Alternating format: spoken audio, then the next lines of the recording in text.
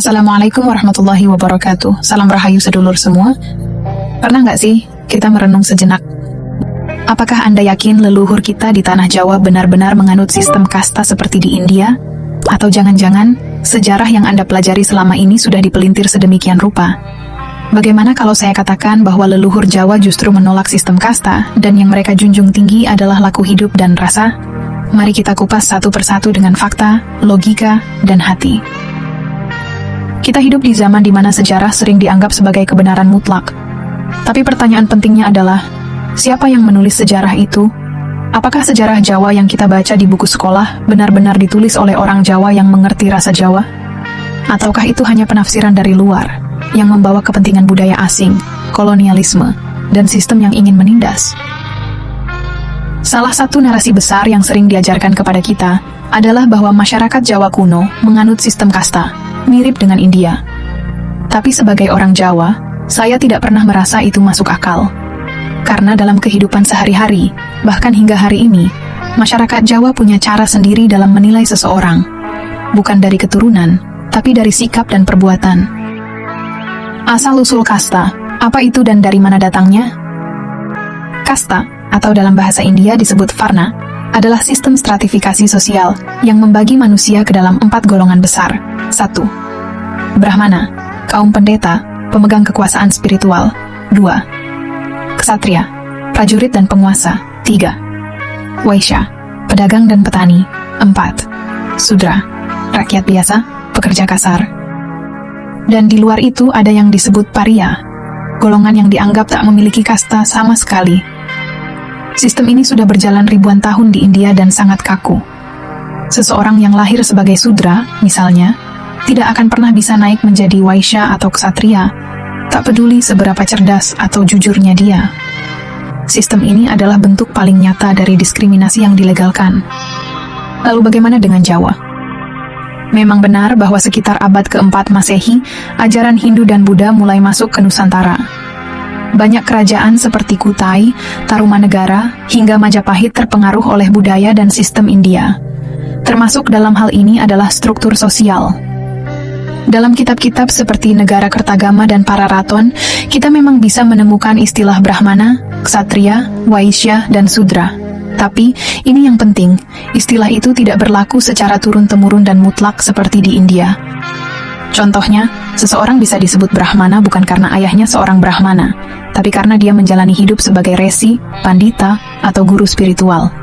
Seorang Ksatria bukan karena darahnya biru, tapi karena dia mengabdi sebagai pelindung rakyat. Dan siapapun bisa berubah peran, tergantung pada laku hidupnya. Artinya, ini bukan kasta. Ini adalah fungsi sosial, sebuah peran yang bisa berubah seiring laku dan pengabdian. Dalam filosofi Jawa, yang diutamakan adalah laku, bukan garis darah. Mari kita lihat falsafah Jawa yang diajarkan secara turun-temurun. Ajining diri soko lati, ajining rogo soko busana. Harga diri seseorang ditentukan dari ucapannya, bukan dari keturunannya. Urip iku mung mampir ngombe. Hidup itu cuman mampir, jadi jangan sombong karena kedudukan atau harta. Sopo nandur bakal ngunduh. Siapa yang menanam kebaikan, akan menuai kebaikan, tanpa peduli statusnya. Kalau kita pahami betul, semua ini adalah penolakan halus terhadap sistem kasta.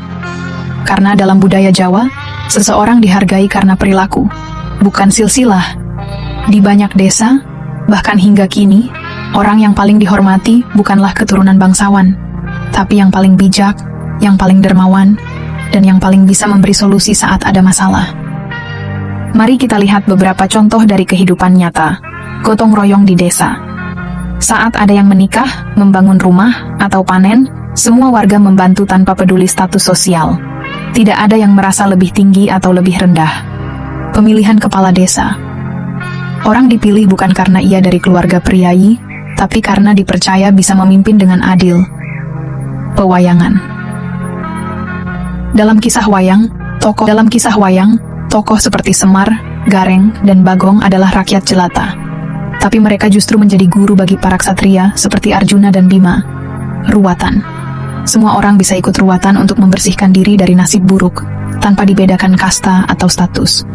Ini adalah simbol bahwa semua manusia punya kesempatan yang sama. Leluhur Jawa itu tidak buta pada gelar. Mereka tidak terpesona hanya karena seseorang berpakaian mewah atau mengaku turunan raja. Yang mereka nilai adalah laku, bukan lagu. Yang mereka hormati adalah perilaku, bukan silsilah. Kalau kita lihat sejarah para empu pembuat keris, mereka bukan orang istana. Tapi karya dan ajaran mereka begitu dihormati. Bahkan sampai ada kerajaan yang mengundang mereka untuk membuat keris pusaka. Begitu juga Ki Dalang, orang yang memainkan wayang. Di masa lalu, Dalang adalah orang yang sangat dihormati karena dianggap membawa nilai-nilai hidup dan spiritualitas. Ini semua menunjukkan bahwa yang diutamakan adalah ilmu dan kebijaksanaan, bukan keturunan atau kasta. Dalam masyarakat Jawa, siapapun bisa jadi orang besar selama ia punya laku yang baik. Tidak ada yang ditakdirkan selamanya jadi rakyat jelata. Leluhur kita percaya bahwa kehidupan itu mengalir, berubah, dan bisa dinaikkan lewat usaha, budi pekerti, dan kebajikan. Karena itu, sistem kasta yang kaku sebenarnya bertentangan dengan rasa Jawa yang lembut, fleksibel, dan penuh welas asih. Kalau kita telusuri lebih dalam, anggapan bahwa masyarakat Jawa dulu menganut sistem kasta itu sebenarnya tidak lebih dari hasil tafsir yang keliru, atau bahkan mungkin disengaja oleh pihak luar. Yang paling kuat pengaruhnya tentu saja masa kolonial Belanda. Kita nggak boleh naif, karena Belanda bukan cuma menjajah dengan senjata dan pajak, tapi juga dengan cara mengendalikan pikiran rakyat. Salah satunya ya lewat narasi sejarah. Mereka sadar betul, kalau rakyat punya semangat kesetaraan, maka sulit untuk dikendalikan. Tapi kalau rakyat dibiarkan percaya bahwa dirinya memang lahir untuk jadi kelas bawah, maka penjajahan bisa berlangsung lebih lama. Maka muncullah narasi bahwa Jawa itu seperti India, ada Brahmana, Ksatria, Sudra, dan seterusnya. Padahal kenyataannya jauh berbeda. Saya pribadi merasa bahwa leluhur Jawa itu justru sangat menolak sistem yang membatasi manusia berdasarkan darah. Mereka lebih percaya pada laku. Orang yang hidupnya lurus, kata-katanya baik, sikapnya rendah hati, itulah yang dihormati. Bahkan kalau kita lihat dalam banyak cerita rakyat, seringkali yang memberi petunjuk justru rakyat biasa. Tokoh-tokoh bijak seperti Semar atau Ki Lurah dalam wayang bukan berasal dari golongan atas, tapi justru jadi pembimbing para bangsawan. Tapi narasi kolonial sengaja mengabaikan itu. Mereka menulis ulang sejarah dari kacamata mereka sendiri, lalu memperkenalkan sistem kasta sebagai sesuatu yang katanya memang sudah mendarah daging di Nusantara. Sayangnya, sampai hari ini masih banyak orang yang percaya begitu saja. Bahkan buku-buku pelajaran di sekolah pun kadang mengulang asumsi itu, tanpa mengoreksi atau mengecek ulang dengan rasa dan logika lokal. Yang juga sering disalahpahami adalah soal gelar. Banyak orang mengira bahwa kalau ada orang Jawa yang pakai gelar Raden atau Tumenggung, maka itu artinya dia dari kasta tinggi. Padahal kenyataannya nggak sesederhana itu. Gelar-gelar di Jawa lebih bersifat penghargaan sosial, bukan kasta yang membatasi kehidupan seseorang. Saya pernah ketemu seorang tua yang dihormati seluruh desanya, padahal dia nggak punya gelar apa-apa. Tapi orang-orang selalu minta nasihat ke dia, karena hidupnya lurus, suka membantu, dan bijak dalam bersikap. Sebaliknya, saya juga pernah lihat ada orang yang punya gelar panjang-panjang, tapi ucapannya kasar dan banyak musuh. Jadi siapa yang sebenarnya punya kasta lebih tinggi? Kita juga harus sadar, di era modern ini banyak orang ingin serba instan. Informasi dikonsumsi secara cepat, dan kadang dipahami secara dangkal. Karena di India ada kasta, dan di Jawa ada istilah ksatria atau brahmana, maka disamakan begitu saja. Padahal konteksnya beda jauh. Leluhur kita bukan peniru. Mereka penyaring. Budaya luar datang, diseleksi. Yang cocok diterima, yang nggak cocok ditinggal. Sistem kasta menurut saya adalah salah satu yang nggak cocok. Dan terbukti, leluhur kita nggak menerapkannya secara kaku seperti di India. Yang mereka ajarkan adalah, kalau kamu pengen dihormati, maka jadilah orang yang bisa menjaga ucapan, perilaku, dan manfaatmu bagi sesama. bukan siapa bapakmu, bukan kamu lahir di mana, tapi kamu hidup seperti apa. Itu sebabnya saya sangat bangga menjadi bagian dari budaya Jawa. Sebuah budaya yang, meskipun tampak lembut, justru punya fondasi nilai yang sangat tegas. Bahwa manusia itu setara, dan bisa naik derajat bukan karena silsilah, tapi karena perbuatannya sendiri.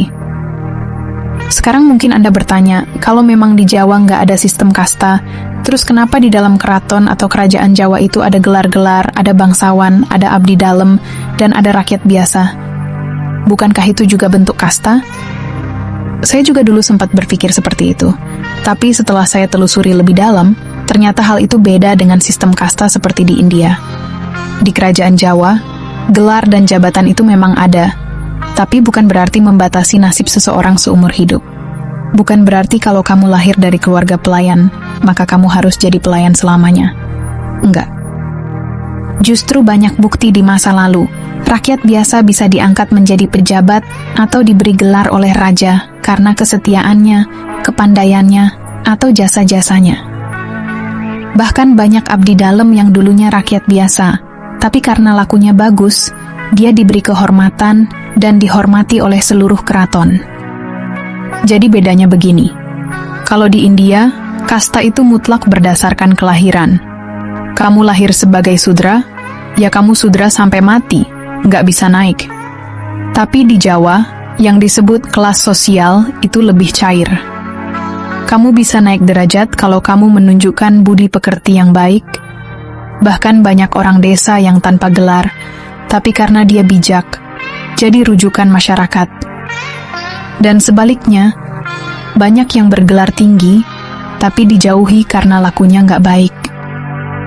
Jadi kerajaan Jawa memang punya struktur, iya. Tapi struktur itu bukan sistem kasta dalam arti menindas atau membatasi nasib orang. Itu lebih seperti sistem organisasi. Ada raja, ada pejabat, ada rakyat. Tapi semua bisa bergerak naik atau turun tergantung kelakuannya. Dan sekarang, masyarakat Jawa yang hidup di luar sistem keraton sudah semakin menegaskan nilai-nilai kesetaraan ini. Yang dihormati bukan siapa keturunannya, tapi bagaimana dia memperlakukan orang lain. Siapa yang ringan tangan, bisa dipercaya, dan bermanfaat, dialah yang paling dihormati. Inilah warisan paling luhur dari budaya Jawa. Bukan soal gelar, bukan soal istana, tapi soal laku hidup. Leluhur kita mewariskan satu hal penting, bahwa kita semua ini sebenarnya sama, hanya dibedakan oleh amal, oleh sikap, oleh manfaat kita untuk sesama. Jadi, kalau masih ada yang berpikir bahwa orang Jawa itu terikat oleh sistem kasta, mungkin kita perlu bantu mereka membuka mata. Karena justru budaya kita adalah budaya yang paling menghargai usaha dan kelakuan, bukan asal-usul. Itulah kenapa saya bangga. Karena dalam budaya Jawa, semua orang punya peluang yang sama untuk jadi orang besar. Bukan karena darah biru, tapi karena hati yang bersih dan laku yang lurus. Jadi, kalau kita masih merasa kecil karena bukan keturunan bangsawan, ingatlah, leluhur Jawa nggak menilai dari siapa orang tua kita, tapi dari bagaimana kita hidup hari ini. Kalau Anda merasa narasi ini membuka wawasan, silakan klik like, share ke teman Anda, dan subscribe channel ini. Karena kita akan terus membongkar warisan budaya Nusantara yang selama ini disalahpahami. Jaga laku, jaga rasa, dan tetap hormati leluhur. Sampai jumpa di video berikutnya. Assalamualaikum warahmatullahi wabarakatuh. Salam welas asih, salam rahayu.